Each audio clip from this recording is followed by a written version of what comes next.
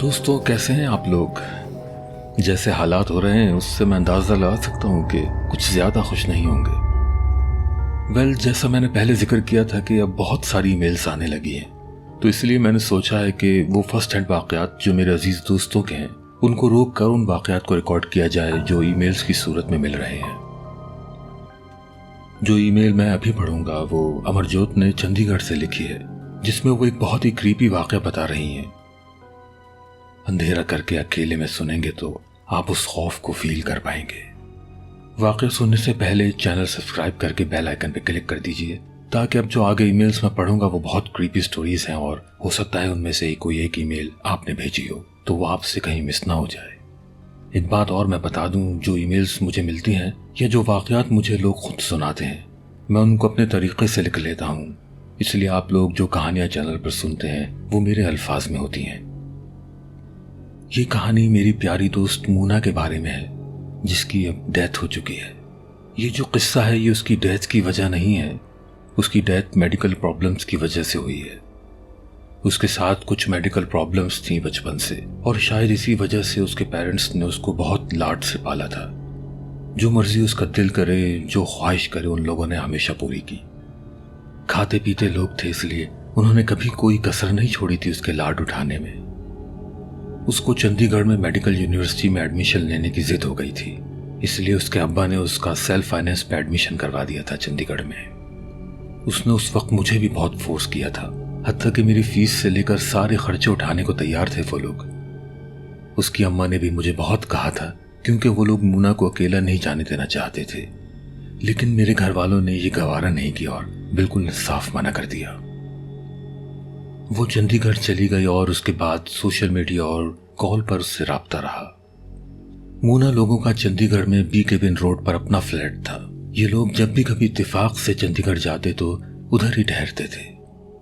मैं उसके जाने से पहले उससे अक्सर पूछती थी कि तुम अकेले कैसे रहोगी, लेकिन वो अकेले रहने और इंडिपेंडेंट होने के लिए बहुत एक्साइटेड थी, और फिर वो वहां शिफ्ट हो गई।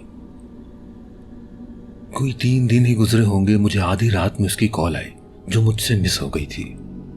जब मैंने कॉल देखी तो कॉल बैक की, वो बहुत डरी हुई थी और उसने बताया कि उसकी सोते में आंख खुली है। जैसे ही आंख खुली है, एक बिल्कुल सफ़ेद चेहरा उसके मुंह के बिल्कुल करीब था। वो बहुत गौर से नहीं देख पाई, क्योंकि उसकी आंख खुलते ही कुछ सेकंड्स तक तो वो वहां रहा, फिर गायब हो गया।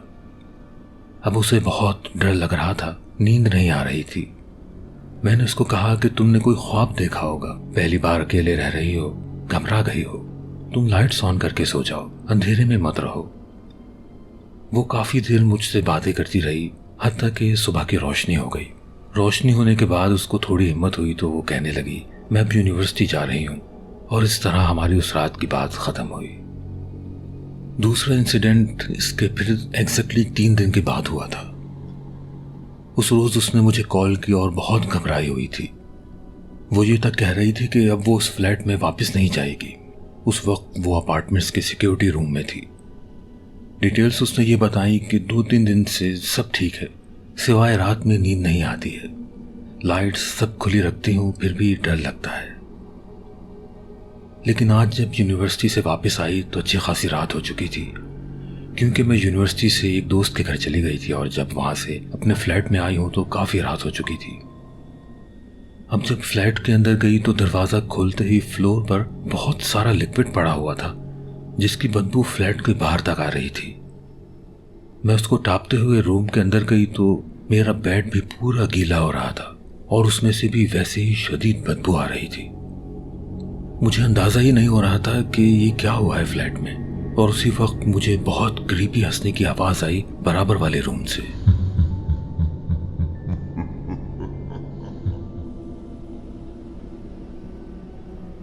मैं उल्टे कदमों फ्लैट से बाहर भागी और नीचे सिक्योरिटी को आके बताया।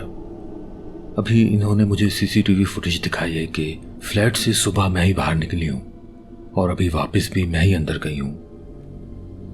और जो लिक्विड फ्लोर पर बेड पर है, इन लोगों का कहना है कि किसी जानवर की गलाजत है जो शदीद बदबू कर रही है। मैंने उस वक्त उससे कहा कि हो सकता है कि कोई जानवर घर में घुस गया हो, हालांकि उसका फ्लैट 9th फ्लोर पे था और वहां कोई जानवर खिड़की से नहीं घुस सकता था। चाहे वो बैल्कनी खुली भी भूल जाए तब भी ये पॉसिबल नहीं था, लेकिन उसको उस वक्त तसल्ली देनी थी क्योंकि वहां वो अकेली थी। मैंने उसको किसी तरह कायल किया कि किसी का पेट तुम्हारे फ्लैट में घुस गया होगा, तुम किसी वक्त खुला भूल गई होगी डोर को, और फिर अभी जब तुम दरवाजा खुला छोड़ के नीचे भागी हो तो वो वापस बाहर निकल गया होगा। वो मानने को तैयार तो नहीं थी, लेकिन उसको भी मालूम था कि रात के इस वक्त वो किधर जाएगी, और घर वालों को बताने का मतलब था कि वापस घर जाना पड़ेगा। वो मालूम नहीं किस हिम्मत से दोबारा फ्लैट में गई थी। सिक्योरिटी वालों ने फ्लोर साफ करवा दिया था और बेड का मैट्रेस बाहर फेंकवा दिया था। अब मजबूरन उसको लेटने के लिए दूसरा रूम खोलना पड़ा, जिधर से उसको हंसने की आवाज आई थी। सारे घर की लाइट्स ऑन करके वो बेड पर लेट गई, बल्कि सोना क्या था, वो लैपटॉप ऑन करके ही बैठ गई, क्योंकि नींद आना तो दूर की बात थी, वहां तो खौफ ही इतना महसूस हो रहा था कि आंखें बंद करते हुए ऐसा लग रहा था कि कोई यहां मौजूद है। अब आगे वो कहती है कि लैपटॉप पर कोई मूवी लगाकर मैं देखने लगी और देखते देखते किसी वक्त मेरी आंख लग गई। मेरी आंख बहुत घबराहट और दबाव से खुली थी, जैसे मेरे हाथ पैर पकड़कर कोई मेरे ऊपर बैठा हुआ था। मेरी आंख भी नहीं खुल रही थी, ना मैं हाथ पैर छुड़ा पा रही थी। उस वक्त ऐसा भी लग रहा था जैसे मैं ख्वाब देख रही हूं।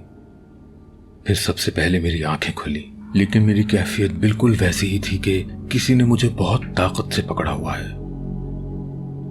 मुझे नजर कुछ भी नहीं आ रहा था क्योंकि कमरे में बिल्कुल घुप अंधेरा हो रहा था, जबकि मैं सारी लाइट्स ऑन करके लेटी थी।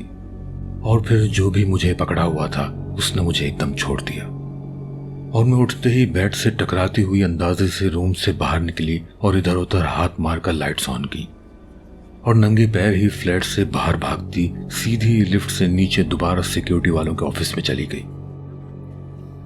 वहां सिक्योरिटी वाले नजर आए तो मुझे सांस वापस आई, नहीं तो लग रहा था मेरा दम निकल जाएगा। वो लोग थोड़ी देर पहले ही तो मेरे फ्लैट का सीन देख चुके थे और उनको उस फ्लैट की कहानी भी मालूम थी, जो उनमें से एक ने मुझे बाद में बताई।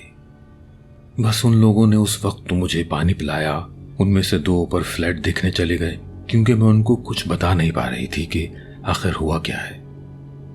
खैर उनको वहां कुछ नहीं मिला तो वो फ्लैट बंद करके वापस आ गए। मुझसे घर वालों का नंबर मांगते रहे, लेकिन मैंने इनकार कर दिया। वहां बैठे बैठे थोड़ी तबीयत संभली, डर कम हुआ तो मैंने जो हुआ था वो सब उनको बता दिया। और फिर वहीं बैठे बैठे मोना ने मुझे कॉल की। मैं उस वक्त ज़हनी तौर पे तैयार थी, उसने जो कुछ हुआ था वो सारी डिटेल्स मुझे भी बताई। मैंने उसको कहा कि अब बेहतर है कि तुम उस फ्लैट में वापस नहीं जाओ और घर वापस आ जाओ, चाहे उस फ्लैट में कुछ हो या ना हो, लेकिन तुम इस डर में वहां नहीं रह सकोगी। उसने उस वक्त तो हूं हां की, लेकिन वो घर वापस आने के बजाय उसी दिन यूनिवर्सिटी के हॉस्टल में शिफ्ट हो गई। जो उसका जरूरी सामान था वो उसने सिक्योरिटी गार्ड के साथ जाकर ले लिया था।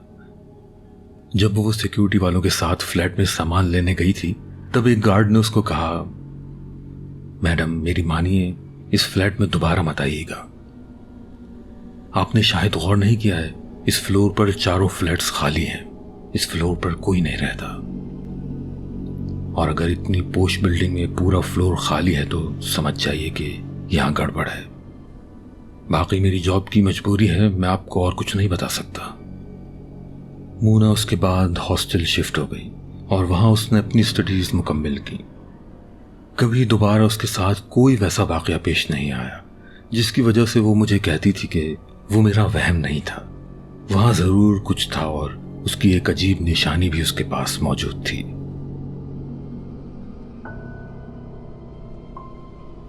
आखिरी रात जब वो उस फ्लैट में थी तो लैपटॉप पर मूवी देखते देखते सो गई थी, और जब वो उस कैफियत में जागी थी जब कोई उसके ऊपर बैठा हुआ था तो उस वक्त रूम में बिल्कुल घुप अंधेरा हो रहा था, क्योंकि रूम्स की लाइट्स ऑफ थी। साथ में उसके लैपटॉप की स्क्रीन की भी रोशनी नहीं हो रही थी क्योंकि उसका लैपटॉप भी बंद था। और बाद में उसने हॉस्टल जाकर देखा तो उसके लैपटॉप के ऊपर एक बहुत गहरा स्क्रैच पड़ा हुआ था, जो उसने मुझे भी दिखाया था। और अपनी डेथ से पहले वो लैपटॉप उसने मुझे गिफ्ट कर दिया था, जो उसकी निशानी समझकर उस वक्त तो मैंने उससे ले लिया, लेकिन उसको अलमारी में बंद करके रखा हुआ है, क्योंकि लैपटॉप पर उस गहरे स्क्रैच को देखकर मुझे उसकी बताई हुई उस रात की सारी बातें याद आ जाती हैं।